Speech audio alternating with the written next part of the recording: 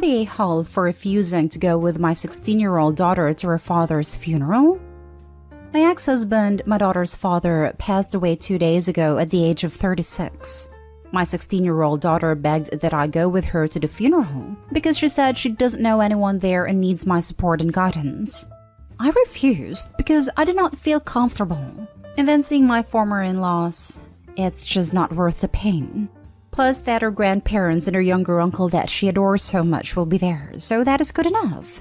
I also offered to have my brother drive her there and return her home later, but she refused and kept begging that I go with her. I told her no, and that I have my reasons, and that's it.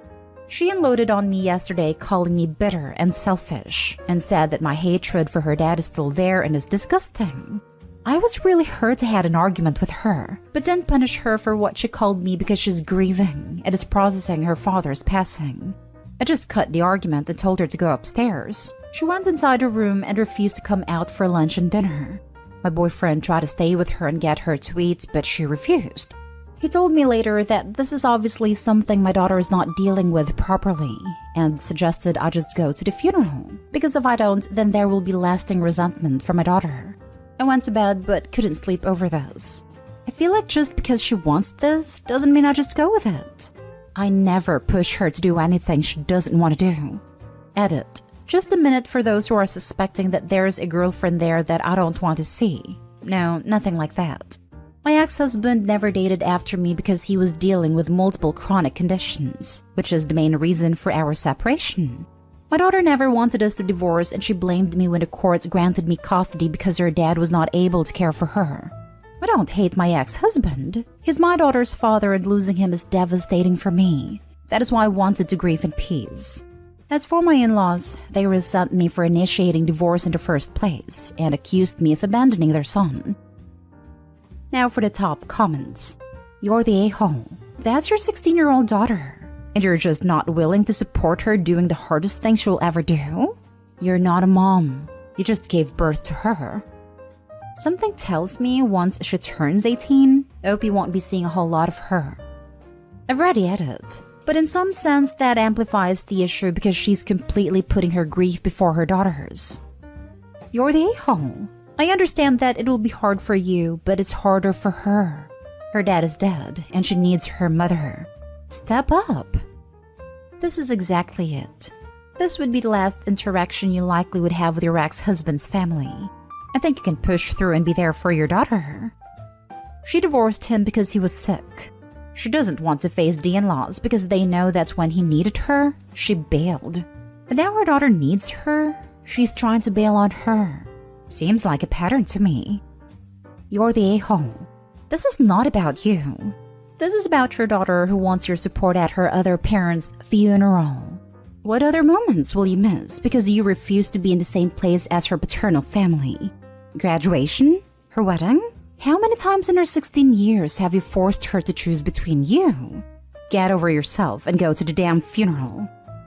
100% agreed. My dad died when I was 20. My mom didn't take me to the hospital when we found out he'd been taken there. I didn't know he was already dead. My best friend's mom did. My mom never offered to drive me to my grandparents where the funeral was. I had to get a ride from a family member. I didn't have a car or license. Zero support from my mom. My parents had been split up for a long time but were civil. There was no reason at all, except my mom won't deal with emotionally hard situations, and I get to suffer the consequences. It's a pattern. And as an adult, I don't really want to have a relationship with her as a result because she's too emotionally stunted to deal with her own crap. Next story. Am I the a-hole for visiting my late husband's grave every month with my kids? Plus little update. I, 31 female, lost my ex-husband 2 years ago. We were married for 5 years before he passed away due to cancer. He has given me 2 beautiful kids, twins, both 6 years male. After his passing, initially, I used to visit his grave every week, and I used to sit there with my sons, bring him flowers. My kids would often make cards. But then it became a monthly routine. The kids would get excited visiting daddy. I have already had a talk with my kids about their father passing, about why they don't see him around. Then I met John, 36 male, last year. I wasn't looking forward to dating anyone honestly, but he made me feel safe. gave me the space to grieve about my ex, and he was great with the kids. He proposed to me 2 weeks ago. I was overjoyed, and so were the kids. They love him so much. Yesterday, the kids and I were going out to visit my ex's grave as we do every month. My fiancé seemed like he was upset about it, but didn't say anything when we were leaving. I asked him if he wanted to come, and he said no. Cut to yesterday evening, when we were having dinner and the kids were talking about how they told their daddy about John. He again seemed upset and changed the topic. When we were going to bed, I asked him again. He said that he was the kid's dad now, and he feels left out when we go to my ex's grave. I told him that he can come along. Even pointed out that I did ask him if he wanted to that day. I have also asked him if he wanted to previously. He said I'm creating an unhealthy attachment for the kids with someone who's not even there, and that I have an unhealthy attachment to my ex-husband. I told him that he knew what he was getting into, and this wasn't an unhealthy attachment. The kids deserve to know who their father was. And just because he's their father doesn't mean that John can't be theirs too. It's not a competition, and he shouldn't treat it that way. He slept on the couch on his own accord yesterday night and hasn't spoken to me since. Am I the a-hole for bringing my kids along to their late father's grave? I feel like I might be the a-hole for making my fiancé feel excluded. And he might be the a-hole for making this a competition between him and my ex. Edit. I'm sorry for causing any confusion by calling him my ex-husband. We were married until he passed away. I meant my late husband. Not the a-hole. Getting married to you doesn't make him their dad. And there's nothing unhealthy at all over them mourning their loss. And likewise for you. He's an a-hole, plain and simple. Thank you. He's literally making it seem that now that he is here, they don't need their dad anymore, which is just so weird to me. He's acting as if he's in competition with the dad's spouse, and that's not healthy. Maybe counseling will help him sort out his feelings. Your deceased husband isn't going to be replaced like he's a puzzle piece, and John needs to understand that. True. Please don't marry him until this is resolved. And have a conversation about keeping the kid's last name, or for this to become a conversation when the kids are 16 and can choose for themselves, although they should keep their late father's name in my opinion. Not a-hole. He is for basically saying you and your children are no longer able to visit the grave of their dad because he's now in the picture. He isn't his replacement. You welcomed each other into each other's lives, and him wanting to spend the rest of your lives together means he has to accept some of your past will be a part of your future together. Exactly, and we've had that discussion before. I told him that my ex-husband will always be a part of my life, especially since we have had kids together, but it's not like John is less important. And I do intend, and having kids with John too. But now I'm worried he'll treat my kids from my previous marriage different from the ones we might have later just because he pulled this move. It's quite insulting to you as his partner to disregard the thoughts and feelings of yourself and your children. It makes me feel he doesn't fully understand the loss and grief you guys are going through. And instead of talking about that with you, he's instead acting out and taking it out on you instead. I know this might be difficult to hear, but if you're feeling that way with future kids, it may be an idea to rethink if this is a man you want to marry. Yes, I am starting to feel that he doesn't understand it either. He did earlier, or pretended to. Some people on this thread said this is a sign of mistreatment, but now I'm rethinking everything that he might have pretended to be. Definitely reconsidering marriage. Now for the little update. I am overwhelmed by everyone's responses and I'm reading all of them. Sorry if it takes time to reply. I really want to thank everyone for opening my eyes to this situation. A lot of you guys suggested that this is a sign of abuse, and I honestly didn't know that before. It's been overwhelming to come to this realization, but I'm glad I know this now before we got married. Next story is titled, Am I the a-hole for calling my friend an idiot for wanting a maternity test? My friend Dan recently found out he might be a father. I say might, because the girl he's been having an off/on relationship with, Kara, is pregnant, and he's not sure if he's the dad. She offered to get a paternity test once the baby is born, and doesn't expect any kind of support until they find out if the baby's his. He's on board with that, and appreciates that she's not pushing him into fatherhood if the baby isn't his. The issue is that when he was talking to me about it, he also said he wants to get a maternity test done to make sure the baby's hers. Kara is visibly pregnant. We know she's pregnant because she did a maternity photo shoot and posted it on social media. So it's obvious she's not faking being pregnant. We've both seen her in person too, and she's most definitely pregnant. However, Dan believes that the baby might not be hers. I tried to explain to him that that's not how biology works, and unless she got an embryo implanted in her, then she's definitely the mother. She's a waitress and works for minimum wage plus tips, so I doubt she has the money to afford an embryo implantation. Plus, it's ridiculous to think that she'd do all that just to baby trap a guy who is unemployed and living with his parents at 32. Plus, he's never donated sperm. He's genuinely convinced that the baby might not biologically be hers, despite not only me, his mom, and our other friends explaining that that's not how baby/pregnancy works. He's still insisting on a maternity test and told me that I was being ridiculous and that I'm the one who doesn't understand biology, despite me studying to be an autopsy pathologist, which has required quite literally years of biology classes. I got fed up and called him a senseless idiot and told him to call me when he got his head screwed back on straight. Ever since then, he's been spamming my phone and has gotten a couple of our friends to spam me as well, telling me I'm being insensitive and he's just stressed about possibly being a dad. So, am I the a-hole for calling my friend an idiot? Now for the comments. You call them like you see them, and wow, his bulb doesn't have many lumens.